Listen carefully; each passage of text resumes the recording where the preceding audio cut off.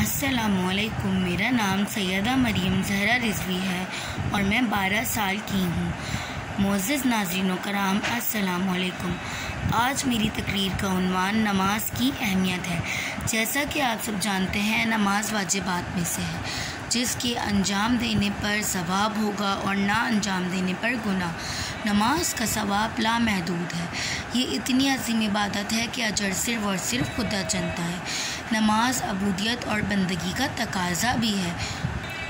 हम उसके बंदे हैं, वो हमारा मालिक भी है, राज़िक भी है, खालिक भी है, माबूद भी है और परवरदिगार भी है। तो लिहाजा हमें उसकी नेमतों का शुक्राना नमाज की सूरत में अदा कर देना चाहिए। अगर हमारी नमाज कबूल हो रही है तो यकीनन हम बुरे कामों से दूर हैं। नमाज फ़हिश और बुरे कामों से बचाती है।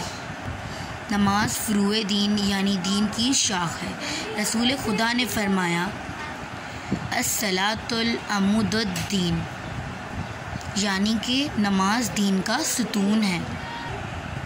दीन एक खैमा है और नमाज उसका सुतून। अगर ये सुतून टूट जाए तो खैमा गिर जाएगा। नमाज फूलों का गुलदस्ता है जिसे मोमिन इंसान खुदा की बारगाह में पेश करता है। नमाज अव्वल वक्त पर अदा करना खुदा के नज़दीक एक बहुत बड़ा बेहतरीन अमल है। मुअज़्ज़िज़ नाज़रीन, शुक्रिया आप सबने मेरी तकरीर को गौर से सुना और मेरी वीडियो को लाइक करना मत भूलिएगा।